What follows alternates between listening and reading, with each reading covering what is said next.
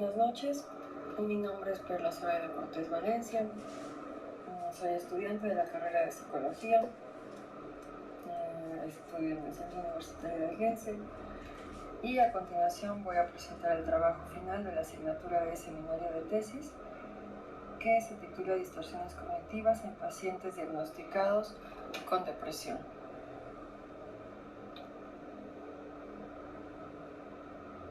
Ok, durante la siguiente presentación me propongo comenzar con una breve introducción del tema para posteriormente explicar cómo es que surge la problematización de este fenómeno a investigar. Incluyo la pregunta de investigación, los objetivos, la hipótesis, la justificación que ya se investigó previamente dentro de la explicación del planteamiento del problema. Y finalmente hablo un poco del estado del conocimiento en relación a las investigaciones más recientes de la variable depresión. Esta fue la única variable que tuve oportunidad de investigar.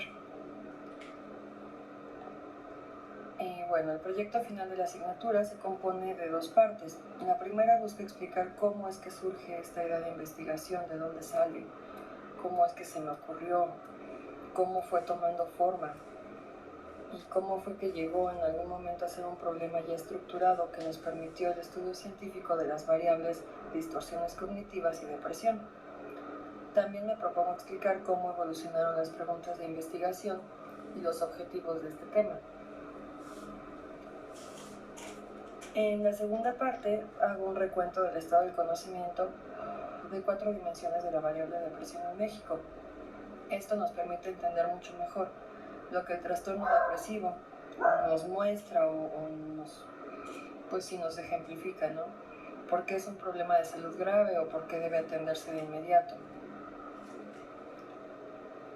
En un inicio, el docente a cargo de la materia nos solicita una actividad relacionada con un libro Psicología del Mexicano de Rogelio Díaz Guerrero.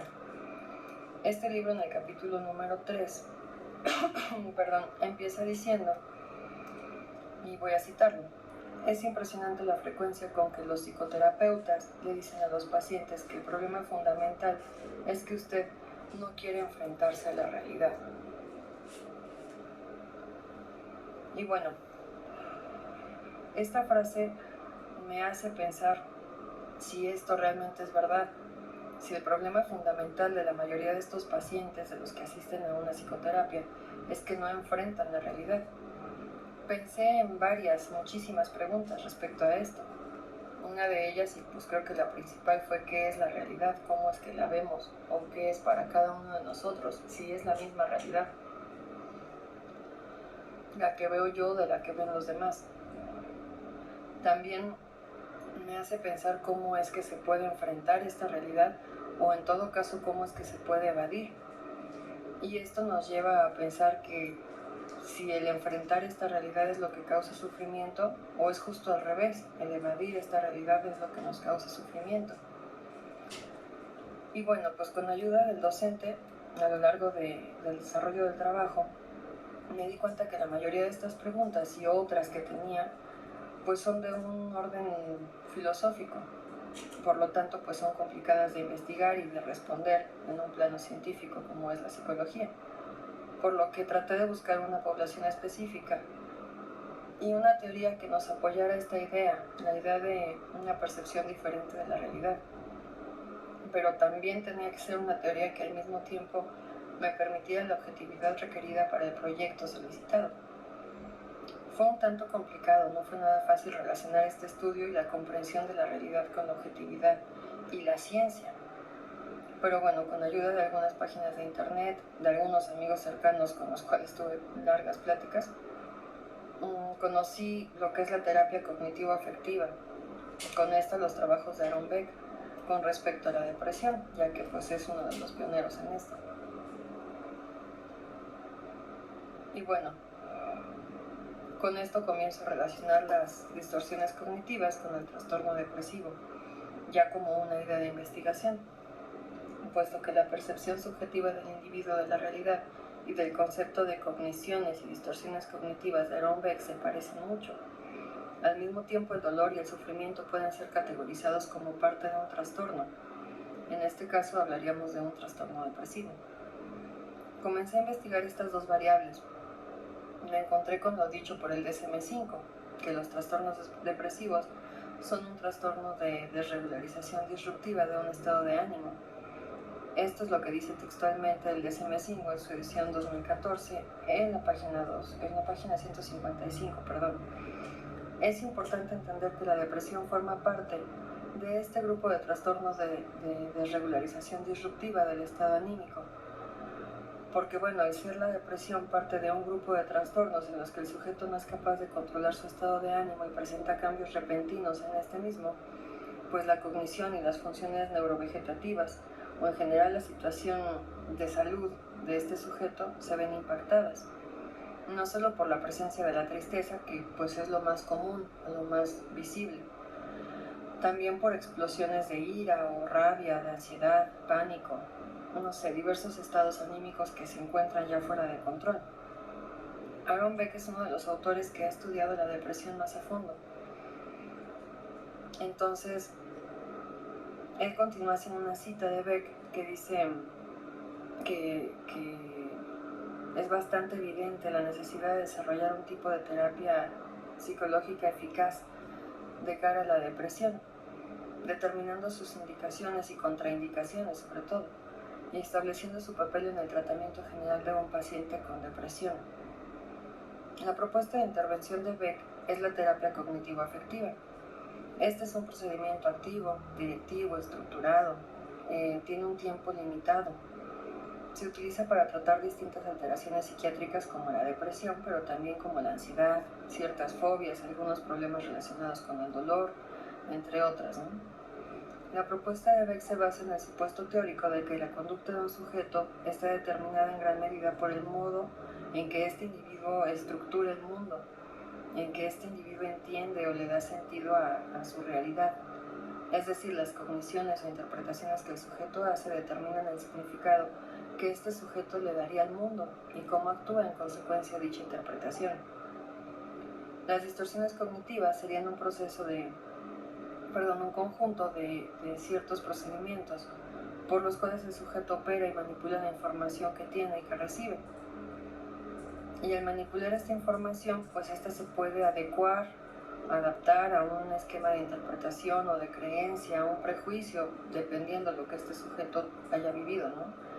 Que mantiene todo esto al sujeto con un comportamiento o con una emoción determinada. Y lo mantiene aun cuando estos sean o no sean adaptativos, aun cuando le produzcan dolor o sufrimiento. Es decir, de acuerdo a lo que propone Beck, la interpretación sea o no sea adecuada, provoca emociones o conductas y hasta trastornos en el sujeto que le generan dolor. Aquí vemos cuál es la pregunta de investigación. Esta pregunta dice que cuáles son las distorsiones cognitivas más frecuentes en pacientes diagnosticados con trastorno depresivo. Se me hace una pregunta bastante profunda. Ya sea que el trastorno provoque las distorsiones cognitivas o al revés, que las distorsiones cognitivas provoquen ese trastorno, es posible que haya coincidencias en la forma en que los sujetos con depresión interpretan o le dan sentido a los eventos de cada día. Entonces existe la posibilidad de que las personas con depresión compartan algunas, obviamente no todas, pero sí algunas distorsiones cognitivas. Entonces sería muy importante responder o hacer un estudio de campo en donde determináramos cuáles son estas distorsiones cognitivas tan frecuentes en estos pacientes. Bueno, por todo esto mencionado, el objetivo del presente proyecto pues sería conocer cuáles son las distorsiones en común, las distorsiones cognitivas que presentan los pacientes con depresión de manera más frecuente. Sería importante para poder determinar si hay algún tipo de ayuda en general. Nuestra hipótesis nos dice que las personas que padecen trastorno depresivo interpretan el mundo y le dan un significado parecido a los eventos cotidianos. Ya que se plantea la posibilidad de que las personas que padecen trastorno depresivo tienen distorsiones cognitivas similares, pues al conocer estas distorsiones sería posible elaborar un plan de intervención que nos permitiera atacar los trastornos depresivos antes de que estos ocurran. detectando las distorsiones cognitivas previamente en personas que aún no han sido diagnosticadas con depresión como tal, y así les podríamos ofrecer un tratamiento preventivo.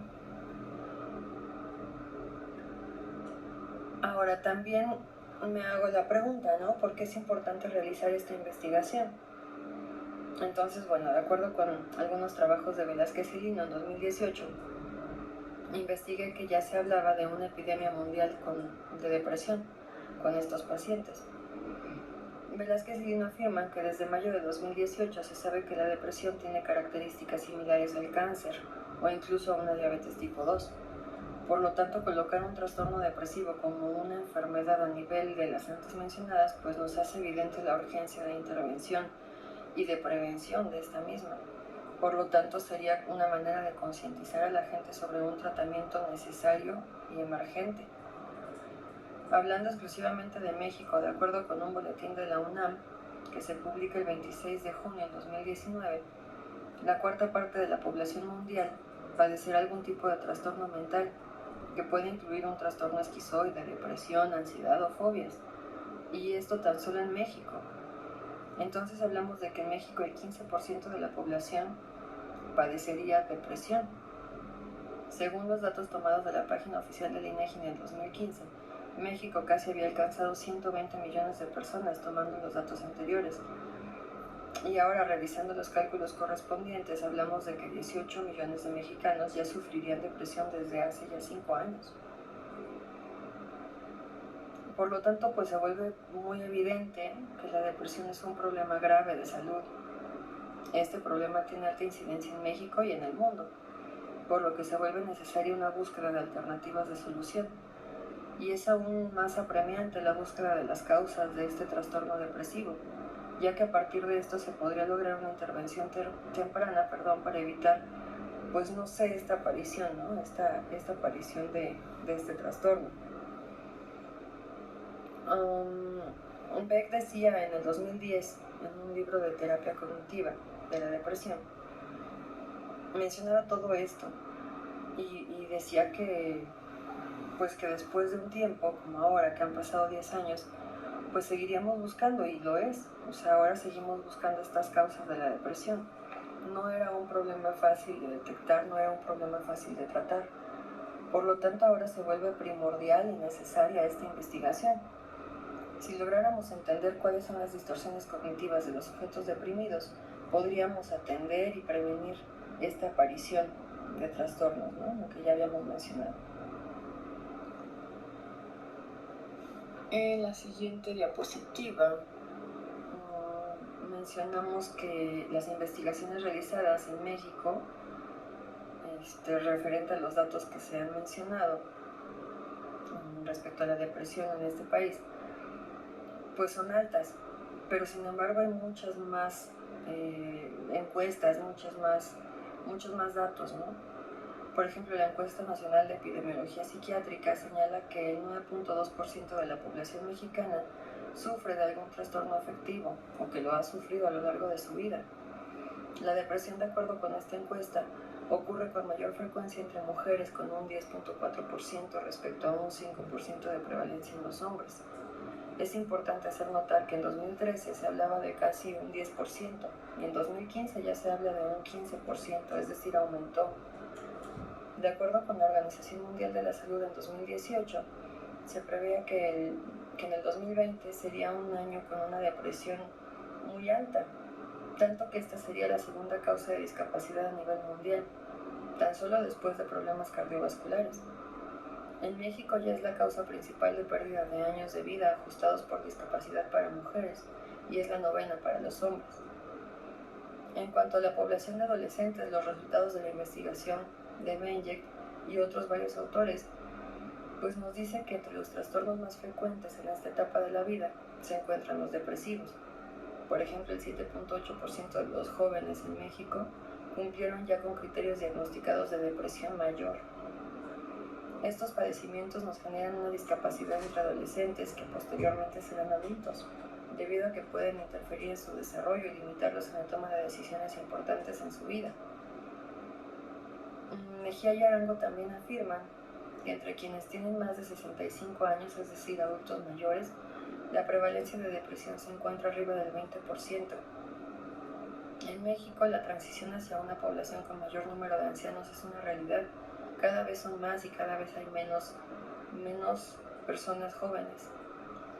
De acuerdo con Zúñiga, dentro de 25 años la población mayor de 60 años que vive en América Latina y el Caribe pasará de 40 millones a más de 97 millones. Por lo tanto, resulta evidente que es necesario pensar en estrategias que nos permitan enfrentar estos trastornos mentales, y en particular la depresión en estos grupos específicos. Davis habla de una comorbilidad de depresión. Nos dice que la relación entre enfermedades mentales y físicas es muy estrecha. Esto pues ya es previamente investigado por muchos otros psicólogos e incluso médicos o psiquiatras. Para la mayoría de personas resulta difícil y preocupante aprender a sobrellevar y vivir con una dolencia crónica de larga duración. Como mencionábamos antes, pues aquí entran las enfermedades como diabetes o cáncer, por lo que no sería sorprendente que la depresión sea una complicación más común asociada con este tipo de condiciones médicas. La investigación de Medina y Mora nos demuestra que las personas con enfermedades físicas graves corren un mayor riesgo de padecer depresión, y pues esto es bastante lógico. En personas con diabetes el riesgo de presentar depresión es 2 veces más alto que en aquellas que no se sufre esta condición. Entonces, para la población con asma u obesidad el riesgo aumenta todavía 3 veces, y para aquellas que sufren dolores crónicos, por ejemplo, el riesgo es aún mayor y crecería 5 veces. Me gustaría hablar de cuáles son las estrategias de atención actuales en México, que también investigué, de cuál es la efectividad que tenemos ya. De acuerdo con algunos artículos de Medina y Mora, en México, menos de 20% de las personas que presentan un trastorno afectivo buscan ayuda, y se estima que quienes lo hacen tardan hasta 14 años en llegar a un tratamiento especializado, ya que pues la ayuda que buscan muchas veces no es por un método científico. Aunado al anterior, Borges dice que cuando los pacientes acceden a los servicios de salud, solamente un 50% de ellos reciben algún tipo de tratamiento adecuado, es decir, mínimo 4 sesiones de psicoterapia. Entonces, en el caso de prescripción de psicotrópicos, son mínimo 2 visitas con un médico o psiquiatra y tratamiento con fármacos por algún periodo. Esto sin contar que los recursos de dichas personas pues muchas veces se ven mermados, por lo tanto no tienen la posibilidad de accesar a estos medicamentos. Desde hace algunos años, con base en la investigación de Tace y sus colaboradores, se plantea que el tratamiento más adecuado para la depresión es aquel que combina el uso de estos fármacos antidepresivos con algún tipo de psicoterapia cognitiva conductual o algún tipo de terapia interpersonal. En México, Páez y algunos colaboradores de él demostraron que una intervención cognitiva conductual que la otorgara por lo menos un pasante de medicina presenta efectos significativos y genera cambios en un corto tiempo. Esto se comprobó con un grupo experimental. Entonces, todo lo expuesto aquí, las cifras pues nos muestran una idea clara de por qué sería tan importante un estudio de la depresión y cómo es que ésta puede afectar al sujeto a corto y largo plazo. Por cuestiones de tiempo y cuestiones personales, me fue imposible llevar esta investigación más allá, pero sí es importante mencionar que es muy interesante y me gustaría seguir indagando sobre el estado de conocimiento, por ejemplo, en distorsiones cognitivas, ya que esto pues sería, como lo mencionan, la clave de poder ayudar a más personas, buscar la manera de terminar este trabajo para poderlo ya presentar y generar interés tal vez en las personas adecuadas. Entonces, pues bueno, esto fue el proyecto. No sé, supongo que falta mucho. Me queda claro que está lejos de ser una tesis, pero pues bueno, agradezco mucho la atención.